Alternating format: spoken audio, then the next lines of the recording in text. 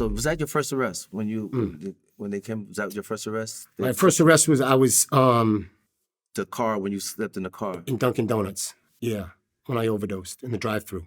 See, the media did me kind of dirty, and not that you can clean it up, but like they said, I crashed into a donut shop. Right. You know, I was in the drive-thru. It was early in the morning. I just shot up. I got in the drive-thru, boom, and I went down. And you know, now sadly, overdosing is common. Like that's all you hear about. In 2004, that's not what you heard about. That was an overdose? Yeah, that was an overdose. Primarily, all my arrests were due to overdose. Wow. Man. So now, crystal meth. What the hell is that? Crystal meth. Crystal meth is a monster. That's not the next level. They're all up there in the same game. The same game? Yeah. You started taking that. Briefly, you can't take crystal, like for me, it's what brought me to nothing brought me down faster. You know? Like there's no drug that will bring you to a place of complete despair faster than that drug. Because of the torture of sleep deprivation and paranoia and Because you were on the run for 4 days thinking somebody was... hallucinations. Oh, God, yeah. Yeah, it's bad. I mean, listen, there's people with, you know, that smoke crack go through it. It's the same thing, yeah. You know what I mean? Yeah. But this one just hit you differently now because you're on the run thinking that somebody's chasing you. You left your kids. My kids were at the airport and I got arrested. Yeah. I tried to pull it together. And you know, like, it's kind of a very sad moment in my life, and it's still very sad. You know, they were coming out to see me in California, and I was arrested in Modesto. I didn't get them at the airport. And, you know, it's crazy how life changes you. Like, there was a time in my life I was so sad that they remembered that. And then all of a sudden, I am so grateful I never made it. Like, if I made that, if I didn't get pulled over and they jumped in my car, like, Well, yeah, you don't know what. Right. It would have been, like, they would have seen me in a situation that no kid deserves to see. Right.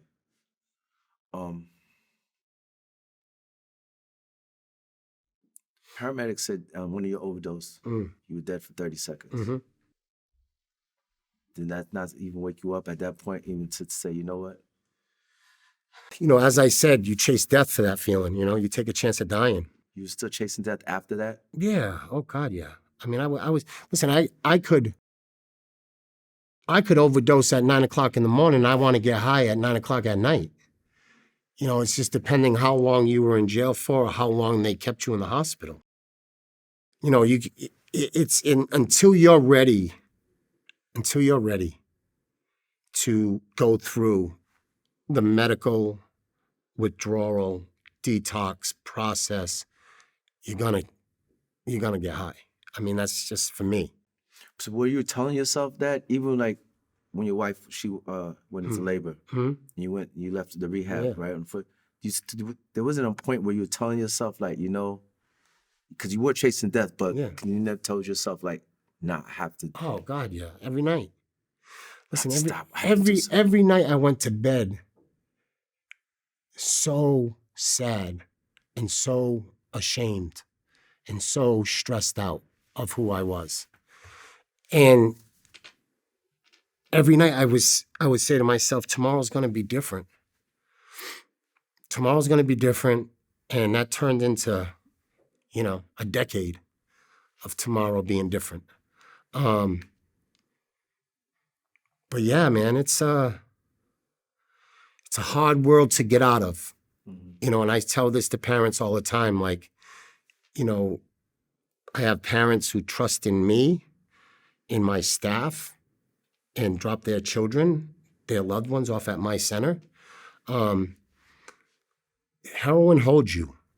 It doesn't let go of you quick, you know? And that's why a lot of people die from it, you know? typically it holds on to you for a while. And you were putting your wife through it. She was holding on, right? Yeah. After you went to see her after third child labor, Yeah. you went to the store, 2 kids, got more alcohol. Yeah. And your wife told you, listen, go back to rehab, get treatment, or don't come back. Yeah. Listen, people are going to identify with this. Vodka shuts your noise off. Vodka helps you forget. And once I ran out of steam for heroin, I turned to vodka. And vodka has a horrible way of just shutting things down. Like just kind of buttoning up, like just hardening you. Like it just, I drank it to hurt myself. I didn't drink vodka, like I drank it to hurt myself. Like, I drank cheap pints of vodka that I kept in little water bottles to pretend like it was water. And I would just sip it all day long.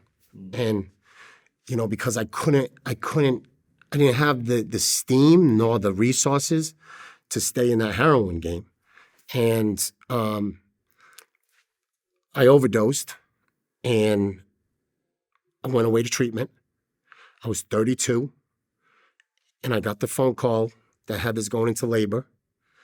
And I wanted to be a sober father and witness that. Christopher and Samantha, I had drugs in my system. Like I just wanted to be there. Like this is what a birth feels like. Like this is how I'm supposed to be. Right. And they tried to tell me not to. Now, like around here on these streets is Daytop Samaritan. Like the Samaritan house. Like you see all the, that's where I was. I was in Daytop Samaritan. And, I had 96 men, mostly pre-release, mostly there on, some type of charges. Down the block from a liquor store. And yeah, no, but that's what it was. But I really believed that I could be there for Heather that night. And I wasn't ready for the moment. And, like you walk into a hospital and you see your children and you see this newborn baby coming into this world. And that baby is like, he's counting on me. And I'm not ready. You're not ready for it. When you thought you would be ready. Yeah, I wasn't ready, man. I was 30-something days sober. Yeah. So I had to look at little Drew and be like, sadly, and I say this, and there was times I probably said to myself, I wish they had a different dad. Yeah. Yeah, because your counselor told you that one of the craziest things that you ever done in life, and tell them that you're not coming back. Yeah. He told me to play dead. Play dead. Yeah. He said, just disappear, man. Like Heather's a beautiful woman, man. She's smart. She comes from an amazing family. And she chose me. And I went to bed most nights thinking, I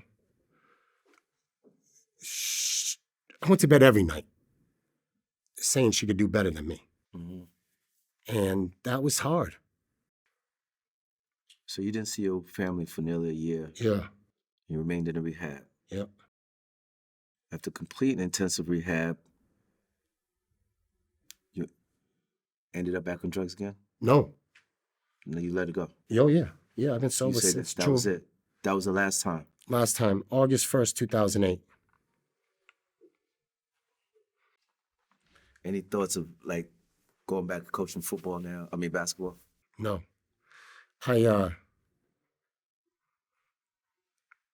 Football, believe it or not, the world I live in, I have more contact with football than I do basketball. Really? Yeah.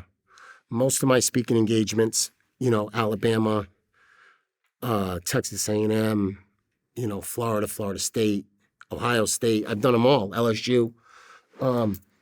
NFL, like I did the Philadelphia Eagles in training camp this year. Most of my work is centered around football. But did you launch the Hoop Dreams? Hoop Dreams is my first job. I was sitting in a meeting and my license got taken away. So in 2009, I lost my license for 2 years. And a guy in the meeting was a high school, middle school principal, and he said, "Chris, I'm going to give you the keys. I want you to take this opportunity, meet my friend. She's going to open up the doors for you, and you're going to teach kids how to play basketball because that's what you know how to do for now." And I walked into that gym and I started teaching kids how to play hoop. And while I was in that gym, John Hawk, ESPN showed up. And ESPN started filming me working with kids. Right. So when you opened the center, after this, was that when Unguarded came? Unguarded came after that. Yeah, no, Unguarded came before that. Before that. Yeah, so Unguarded, what's crazy is I'm 14 years sober, and someone on the street asked me, "Yo," he was like, "Unguarded, how many years ago was that?" And I was like, 5, 6 years ago. And then the person I was with said, "Chris, that was like 11 years ago." So it's been a minute, it's been 11 years. I opened up my wellness center at 10 years sober. So I'm coming up on my 5-year anniversary for Herren Wellness. It was nominated for 2 Emmys. I was down in sports documentary. I was down in editing. I watched it. It's made me reach out to you. Yeah. I felt like I had to talk to this guy. Yeah. Because the story was interesting. You hear a lot of players, like, you don't hear them actually speaking how you speak about, their addiction, their demon. There's very few that really come out and want to talk about it publicly, in the document. It's a lonely world, man. Yeah. You know what I mean? And honest to God, I never lost sight of the mission, right? Like, I don't care what anybody says. Like, I can sit here, I can do this interview, and I never, and whether this is used for the interview or not, like, I'm not that guy who says, "Hey, can you send me the questions?" Like, you know what I mean? Like, give me a vibe of what you're going to talk about. Right. Like, I walked into this blind, like, let's do it. Yeah. You know what I mean? And I could sit here and say, I'm 14 years sober, I have this, that, and the other. I don't want to go back to that world. And you had it all. You know? Right in your hand. Yeah, but see, I have more today than I had then. Right. It's not even close. Right. Nice. It's not even close. Like, what I have today of what I had back then, it's not even close, man. It's not even in the same game. Definitely. But what I'm saying is, a lot of people don't want to go back. And if we hit somebody with this on social media, someone clicks a link and says, "Damn, like, that's cold. Like, I feel that." Yeah. Like, that's what this is about. Yeah. Like, I'm speaking my truth, my guts, because someone else. And I know you travel, you travel the country, you speak to all the kids, high schools, even when last time you came here. How's that going for you, speaking to high school kids? I love it, man. It's my purpose, right? Like, I'll get phone calls to do corporate events, colleges, NFL, NBA teams. High school trumps them all. You ever go back to the Celtics? Oh, God, yeah. Yeah, I've been back. The Celtics have gone above and beyond for me. Right. What the Boston Celtics have done for me since I got sober is, I could never be more thankful, grateful. Honestly, what's crazy is, if I really think about it, and I really haven't thought about it until you asked that, they've been probably the most receptive and welcoming out of anything in my life. Like, professionally, like Fresno State, BC, Celtics, Denver. Like, the Celtics front office, their staff, they said, "Come in." Like, I did some games on TV. They honored me, for my foundation. Yeah, man, the Celtics, they treated me like I was one of their own. Any other players that, do you get to speak to the young players coming in that, might have issues, or, even if they don't have issues, before that even happens, you speak to them too? Anonymity plays a big part of this, right? So, but hundreds of players, over the last 14 years of phone calls of, this one's struggling, that one's struggling. Can you help this? What do you think? And the reality is, I'll walk into a college football team and there's 90 dudes in there. And there's a whole bunch of kids that are bringing baggage into that room. You know what I mean? Like someone wants to hit their race button. You know what I mean? Yeah. And, you know, if I could be an example of recovery and coming out of this, and if they feel like they can call and they can lean on me a little bit or lean into me, that's what it's all about. One thing about drugs, it doesn't care what color you are. No. What race you are. Especially today, man. It doesn't care. Like, it is in every fabric. That's right. You know what I mean? Like those days of, and again, in 2004, I didn't know anybody. Like, honestly, you know, and all of a sudden in 2006, I woke up and I had kids I grew up with doing it. But like early, I didn't know anybody. And it was just old dudes who used to walk kind of the track on the street. Right. And like you pull off, they jump in and, you know, they'd take you to the guy. That was my only way of getting it, how I knew how to get it. And I'm a Denver Nugget, I'm a Boston Celtic picking these dudes up, you know, like, let's go. But today it's in every neighborhood, man. There's not a school, there's not a city, there's not a town that this has not rippled into. Give a message to, before we leave, to young Chris Herren. There's a lot of young Chris Herrens out there. So the message to young Chris Herren, you know, I'll tell you this. At my center, I have an assignment, and it's called Note to Self. And Gail King, Charlie Rose, The Morning Show, whatever their show is called, asked me to do it. And they said, Chris,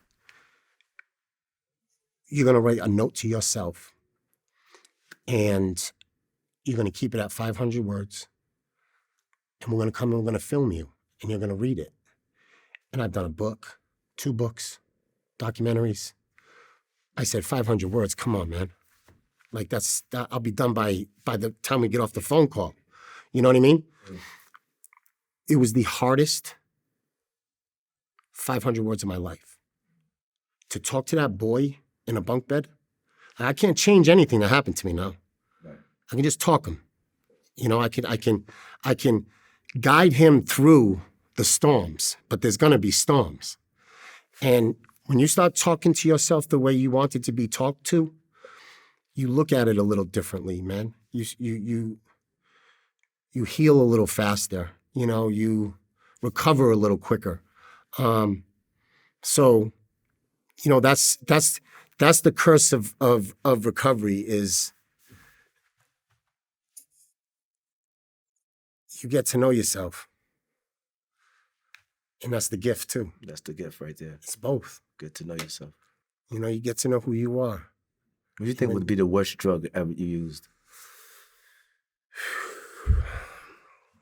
I mean, anything that can kill you, right? You know, like, this is what it comes down to. But the misconception about drugs, right, is, and, you know, Vlad, like, you guys can do your own research, but I believe the national average right now is 78% of the people who are sitting in treatment centers are sitting there because of alcohol. 78%. So almost 8 out of 10 people who were left their family, packed a bag, went away, is alcohol. So is that the real gateway drug then? I mean, that's the one. That's the one. I'll say this. That's the one that walks you slow. Walks you slow. Alcohol walks you slow. And then what alcohol does to you, which is the saddest thing, alcohol wakes you up 40, 50, 60. And one day you look at it and say, why did I wait so long for this? And you don't know how much time left. You know, alcohol, it drags you. I tell people all the time, like, I shot heroin, I had no choice. I was either going to get sober or I was going to die. Right. You know, so getting sober at 32, Like getting sober at 32, you know what that did for me and for my kids? You know, like I'm so thankful. Like I'm not, 50. Yeah. And Trying to get sober. And dragging them through that. Yeah. That's what the alcohol would have done. Yeah. So the sobriety coins, man, and everything. Means everything, way more than those NBA trophies would have meant. Come on, man. Those things are magical, Sobriety coins, chips, medallions, whatever you want to call them. You can't buy them. You can't buy that. You can't lie to yourself too with it. No, gosh, no. But you can't buy that stuff. I've seen a lot of wealthy, successful people try to navigate their way around this, and you can't. You got to walk through it. Chris, man, appreciate you, man. Yeah, no doubt, Thank brother. you, man. Yeah.